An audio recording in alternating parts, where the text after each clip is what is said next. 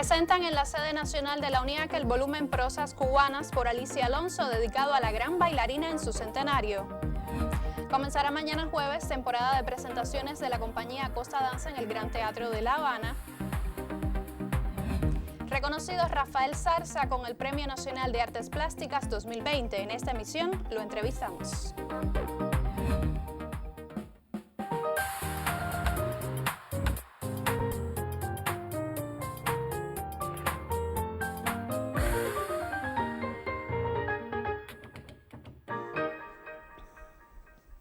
Saludos desde La Habana, es miércoles 9 de diciembre de 2020 y abrimos la emisión centro de la semana del noticiero cultural de la televisión cubana.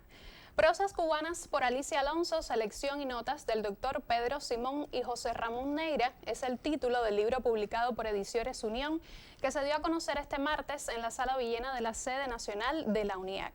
La presentación se inserta dentro del programa de homenajes por el centenario del nacimiento de la gran bailarina cubana. Este libro no es otra cosa que un rito en el cual un grupo de arcángeles danzan alrededor de una sacerdotisa. Si se mira bien, Alicia es un mito que se clava en el corazón de la isla. Así se expresaba el maestro Miguel Barnett al referirse a la prima bailarina absoluta Alicia Alonso en ocasión de la presentación del libro Prosas por Alicia que tuvo lugar en la sede de la Unión de Escritores y Artistas de Cuba. La constancia y huella dejada en el ballet cubano y universal por Alicia cobra vida en estas páginas en las que asistieron a su presentación amantes de su obra y estudiosos de esa extensa y fructífera carrera. El libro de los autores Pedro Simón y José Ramón Neira, bajo el sello Unión, contiene textos de homenaje a Alicia escritos por relevantes autores como Jorge Mañach, Lezama Lima, Dulce María Loinás y otros más contemporáneos como Rufo Caballero y mi colega Yuris Nórido. Prosas por Alicia constituye un homenaje a la excelsa bailarina de todos los tiempos en ocasión de su centenario.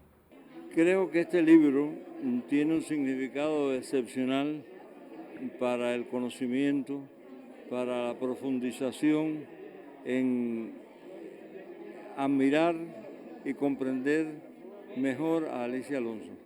Es un libro que reúne textos de toda la intelectualidad cubana, desde los nacidos a finales del siglo XIX y principios del siglo XX, hasta nacidos hace pocos años, todos opinando sobre ella, analizando su arte, diciendo sus opiniones sobre su trabajo. Creo que es un libro excepcional que va a quedar como un clásico, como un libro de cabecera que siempre va a ser imprescindible, siempre que nos querramos acercar a la figura de Alicia Alonso. Yo creo que recopilar a tantos intelectuales de la literatura que han formado parte importante en la cultura cubana en un mismo libro ha sido tener esa transición de pensamiento desde el siglo XVIII, XIX, finales del XVIII, del XIX, el XX, o sea, toda esa transición, la admiración que transmitían todos ellos hacia Alicia, hacia su figura, hacia su virtud. Y eso para las generaciones actuales creo que es algo muy importante, de que ellos conozcan cuánto marcó en tantas generaciones Alicia Alonso. Hoy día hay que hacerle un gran tributo, celebrar su centenario por todo lo alto, como ella se lo merece, y qué mejor que empezar de esta manera. La primera bailarina, Biensayo Valdés, directora del Ballet Nacional de Cuba, expresó que la compañía que fundara la Alonso continuará en su empeño de rendirle tributo por los 100 años de su nacimiento, y otras instituciones también se unirán a los homenajes por el centenario de esta leyenda de la danza. Es este un merecido homenaje desde la literatura a la eterna memoria de la prima bailarina absoluta Alicia Alonso en el centenario de su natalicio, su grandeza y entrega constante al ballet.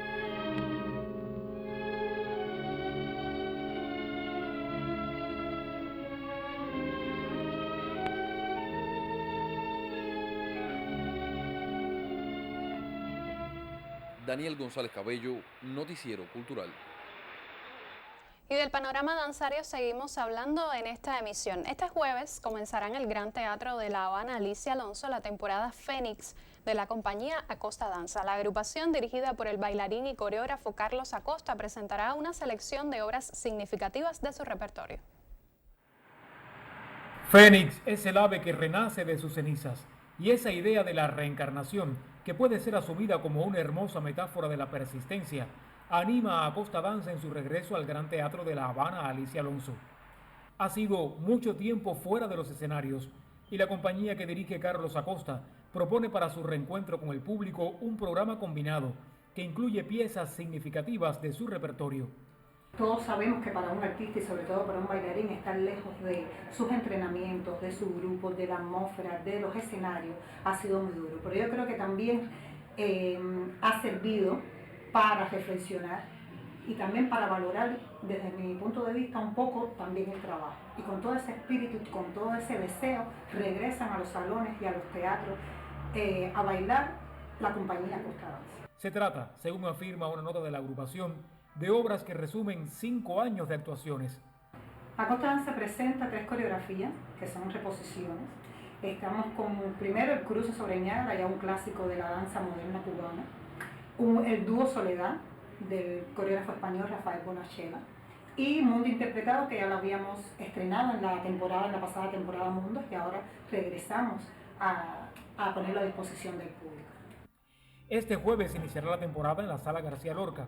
Entre los atractivos se cuenta la presentación de nuevos integrantes del elenco. Habrá funciones hasta el sábado, siempre a las 8:30 de la noche. Para el próximo mes de enero, Acosta Danza está preparando otras presentaciones que propondrán estrenos y reposiciones. Yuris Nórido, Noticiero Cultural. Ahora hacemos una pausa en nuestro recorrido informativo. En el próximo segmento recibimos en nuestro estudio al Premio Nacional de Artes Plásticas 2020 Rafael Zarza. No abandone la sintonía, enseguida estoy de regreso. Menos mal que existen los que no tienen nada que perder, ni siquiera la muerte. Y al mismo tiempo visible de un soplo entreabierto de las cosas materiales bañadas por otra atmósfera. Nubes, piedras, árboles, ese rayo de luz desierta sobre los tejados. Es sobre todo un conjunto pobre, ilegible y anhelante lo que me llama. Yo empecé a escribir desde los 15, 16 años y empecé a hacer narración, pero de pronto necesité la poesía y nunca más la dejé, porque en realidad no me gusta al escribir narrar historias, narrar una historia. Creo que la novela y el cine lo hacen mejor. La poesía te permite una creatividad del lenguaje, una posibilidad imaginativa. Entonces me sentía muy cómoda y muy realizada con la poesía. La poesía debe ser coherente con la verdad. Tiene que tener un fondo ético que te hace evitar ponerla al servicio para los peores fines, o sea, para la mentira, la falsedad, la maldad, la falta de ética. El vicio peor para mí es atarse a lo que se hizo, no buscar formas nuevas, un lenguaje nuevo. Yo siempre digo, hay que leer todo lo mejor que se ha escrito en el mundo, en todas partes, todos los estilos, todos los lenguajes, para encontrar el propio, ¿no? Pero una vez que has leído todo, cuando te sientas a escribir, hay que sentarse como en hoja en blanco, la mente en blanco, y entonces el lenguaje se desata, como en los sueños. Tú te acuestas, duermes, y el sueño hace lo que quiere. Bueno, ahí el lenguaje igual, que el lenguaje se olvide de todo lo que se escribió anteriormente y trate de hacer algo nuevo, algo correspondiente a la época que está, correspondiente a su sensibilidad contemporánea. Es una época en que los jóvenes corren mucho peligro de confundirse por ese bombardeo informativo, y también la cultura, en la literatura, en todo. Es un momento muy difícil, entonces, ¿qué necesitamos? Lograr tener gente talentosa, gente que escriba y que diga todo lo que hay que decir, convencer, y ser más activo en conversar, en comunicarse con los jóvenes directamente, no tanto solo por los medios, directamente, de persona a persona. Tuve buena guía, buenos maestros. Por eso a lo mejor me gusta mucho ayudar a los jóvenes. Yo soy hija no de mi familia, sino de mis maestros. Eso es muy importante. La pasada semana se conoció del otorgamiento del más importante reconocimiento que se entrega en nuestro país a los artistas visuales en su edición de 2020. La periodista Magda Recic conversa hoy con él en primera persona.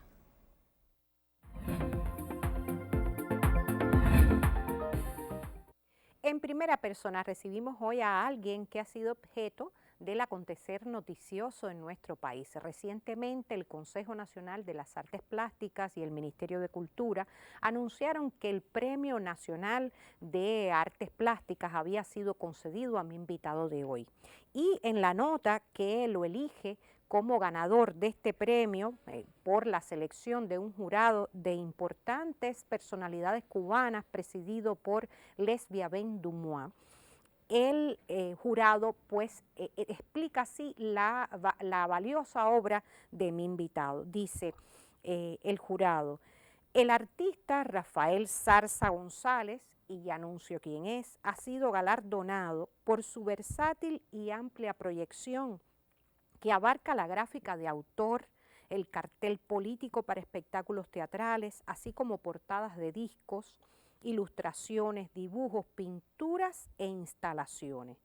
Cuenta con un vasto quehacer en el campo de la litografía, el grabado en general y la pintura, y es considerado uno de los exponentes más importantes del arte gráfico cubano contemporáneo. Entonces comprenderán que es un lujo recibir hoy en nuestro noticiero a Rafael Zarza. Bienvenido, un placer muy grande. Gracias, para mí sí también es un honor estar con ustedes aquí. Y compartir la felicitación por su premio. Ahora, en su obra, como bien declara el jurado, hay una versatilidad. A todo lo unen las artes visuales, pero se emplean muy diversos lenguajes. ¿Qué explicación le da usted como creador a esa búsqueda incesante en tantos soportes, en tantos lenguajes? Mira, ocurre lo siguiente, que yo comienzo, desde luego, después que te gradúas en la Academia de San Alejandro, comienzo a hacer una obra de investigación, de trabajo, como todo creador o como todo joven pintor que comienza. Pero ocurre que era muy necesario hacer carteles. El cartel jugó un muy importante papel, como ya todos conocemos, en la gráfica. Ocurre que yo paso a trabajar como diseñador gráfico en el equipo de diseño del entonces Consejo Nacional de Cultura. Fue un equipo que se forma con pintores, por lo general con artistas. No éramos diseñadores, ninguno, la mayoría no sabíamos nada de diseño y nos formamos ahí en todo eso. En la práctica. Sí, al duro, como decimos nosotros. Entonces, nada, hice carteles. Hicimos carteles, todos hicimos carteles, la mayoría de los artistas que trabajamos ahí. Ya después, cerca estaba el taller experimental de gráfica de La Habana. Y esto me motivó a que descubrí la litografía. Descubrí que yo podía dibujar sobre una piedra como si fuera una hoja de papel. Entonces, independiente, bueno, de la técnica, empecé a experimentar con él en la litografía, aprendí toda la técnica, me hice litógrafo. De ahí viene que soy diseñador gráfico y también litógrafo. Y cuando no estaba en el taller haciendo grabado, hacía por lo general, pintaba en la casa. De ahí viene todo. De ahí viene todo. Ahora, ¿qué temas son los que más le han gustado a Zarza reflejar o en cuáles se ha inspirado más? Mira, yo creo que, en primer lugar, yo cogí un símbolo, que fue el símbolo de la res, y empecé a trabajar con ella, darle diferentes posibilidades. Trabajé con la res cuando convertí a aquellos personajes que fueron de triste recordación para la historia cubana, que fueron los capitanes generales españoles. Entonces, ellos planteaban que a Cuba y al cubano había que hacerle lo siguiente, convertirlo como en bueyes. Incluso, perdón, utilizaban como un símbolo el símbolo del arado, del yugo, con la flecha. Entonces era un poco eso, si no te sujeto por el yugo, te sujeto por la flecha. Y esa fue por supuesto, casi toda la política. Que es una línea de expresión que tiene que ver con su pasión por Cuba. Sí. Y por la independencia cubana. Por la independencia y porque ellos trataron de subjugar al cubano. Entonces hice personajes como Balmaceda, Weyler, López Robert, que fue el policía, jefe de la policía que aniquiló, hizo todo el juicio contra los estudiantes de medicina, en fin. Tacón también me viene un poco a la cabeza. Ahora algunos, porque es una serie muy grande. Entonces, yo los convertí a ellos lo que ellos querían convertirnos nosotros. Ellos son los güeyes, no yo. Ustedes no nosotros, no el cubano. Los cuernos, por eso los cuernos están cortados en las puntas. No es el emblema del toro, que también lo he utilizado, pero que muere, que puede morir luchando contra en un espacio cerrado. No es ese. Y después, bueno, seguí trabajando y eso. Pero esa serie es una serie que para mí fue fundamental. Y que marca ese paso de expresión de la cubanía a través de todo el arte que usted ha desarrollado. Ahora, dígame, ¿por qué es divino, como usted ha manifestado? Usted no ha empleado la palabra divino exactamente, pero usted ha dicho, es muy bueno poder crear en Cuba. Dígame por qué. Bueno, a ver qué decir. Mira, yo creo que es interesantísimo este fenómeno del cubano que viene de dos orígenes básicos: la cultura hispana o occidental, y a pesar de la penetración o de esa imposición, ¿no? y la africana. Esa fusión me interesó muchísimo, siempre me interesó. Por una parte reflejé la cultura la influencia de tipo española, y por el otro de tipo africano. Pero bueno, este contacto africano yo lo logro mucho más después, es decir, años después. Años después llego a África, estoy 2 años en África. Al estar 2 años me impresiona muchísimo la máscara. Esa máscara tallada, que de ahí sale el cubismo y de ahí sale el expresionismo abstracto y todo ese mundo. Por tanto, eso me lleva a que empiece a trabajar con eso. Tan es así que el año pasado hice una exposición también de máscaras. Máscaras que llevé a la pintura, que llevé al grabado, a la litografía, y que el año pasado pude llevar a la serigrafía. Porque Cuba es esa mezcla. Sí, lo es indiscutiblemente, eso ya lo dijo don Fernando. ¿Y es entonces inagotable la fuente de inspiración? Sí, yo creo que sí. Yo creo que Cuba no sé, yo puedo viajar, yo puedo estar fuera, pero yo siempre regreso a Cuba.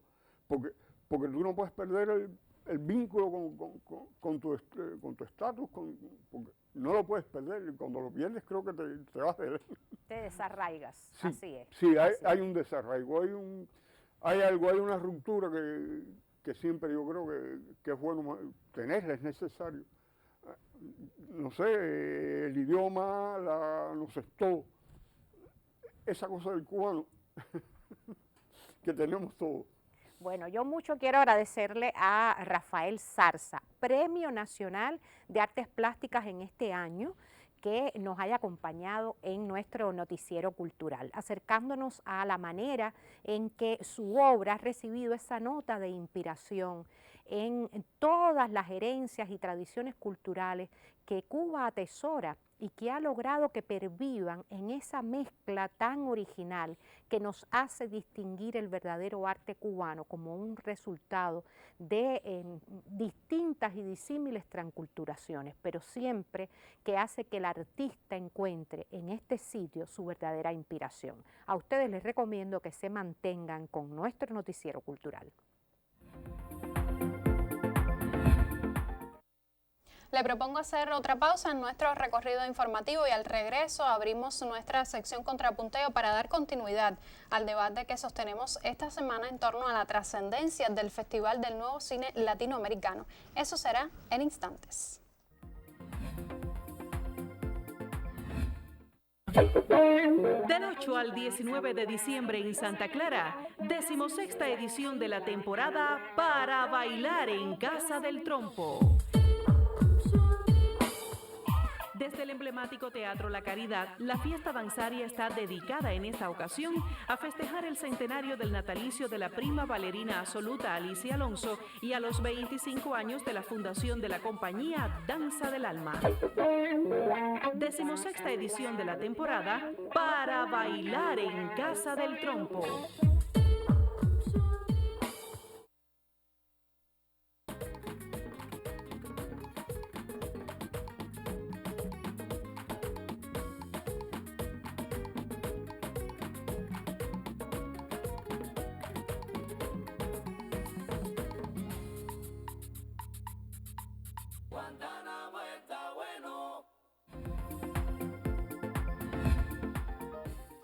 Revisamos ahora algunas de las opiniones que hemos recibido esta semana sobre el tema que debatimos en nuestra sección Contrapunteo, el Festival Internacional de Nuevo Cine Latinoamericano.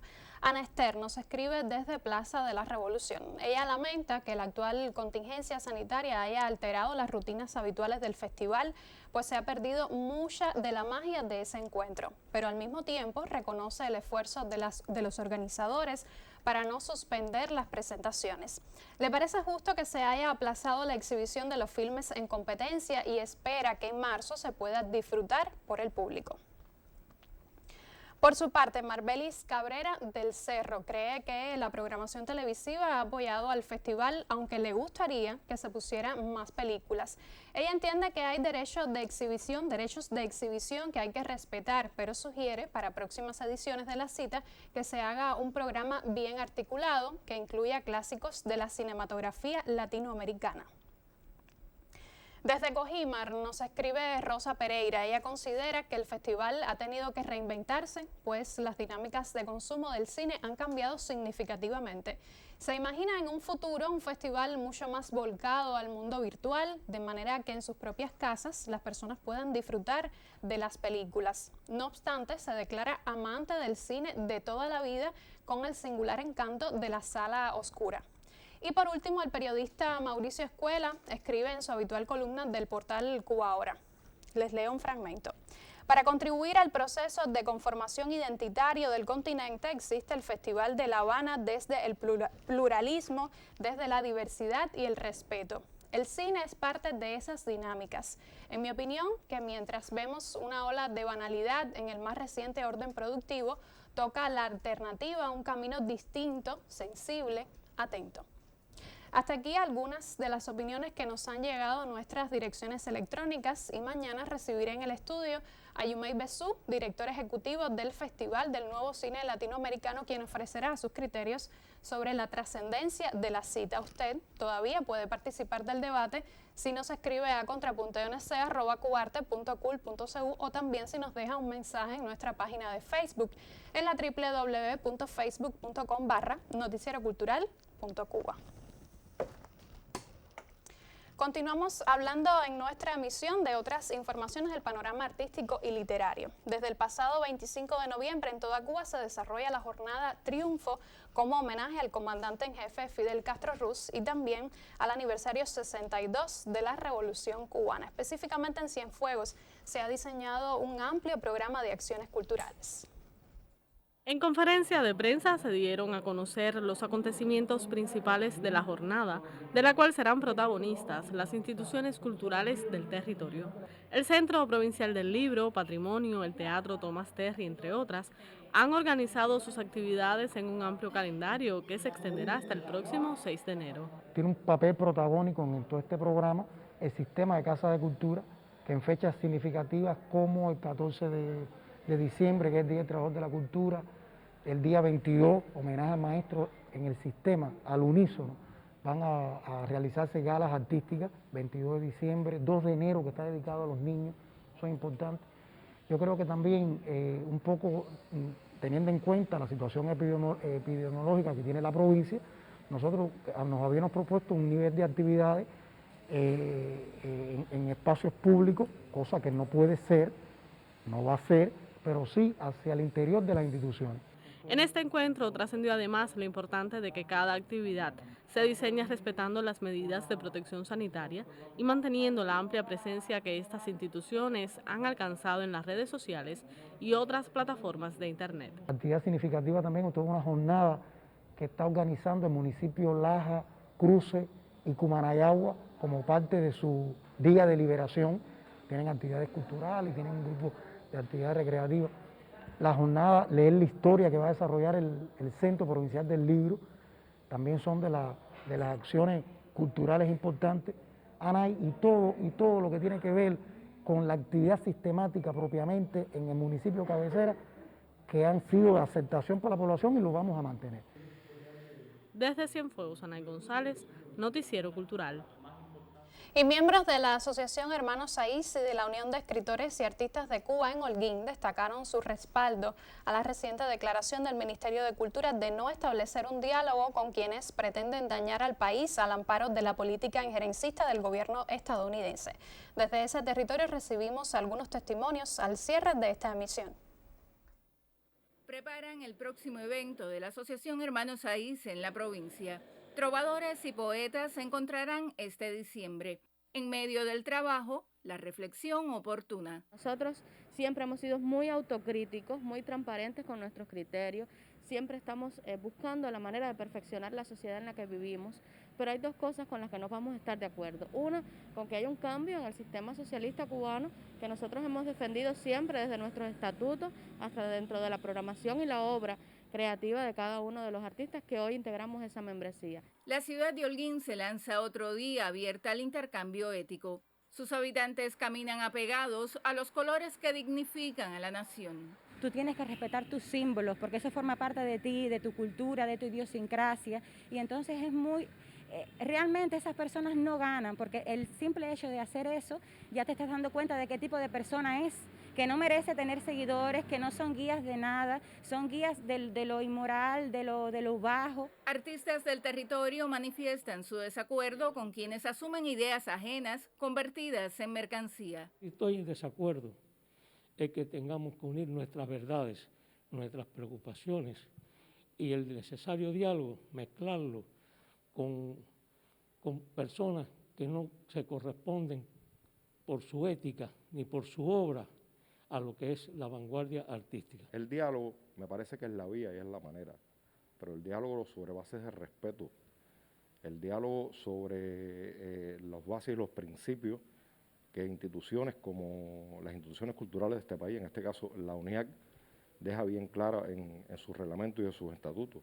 Defienden el hecho artístico de calidad, la obra que promueve lo mejor del ser humano. Y no estamos dispuestos a negociar con artistas apátridas, no estamos dispuestos a negociar con personas pagadas desde otros países, desde el enemigo que está ahí, que está latente, que intenta hacernos estas patrañas constantemente. Los holguineros afilan la palabra frente a quienes intentan dañar la soberanía del país.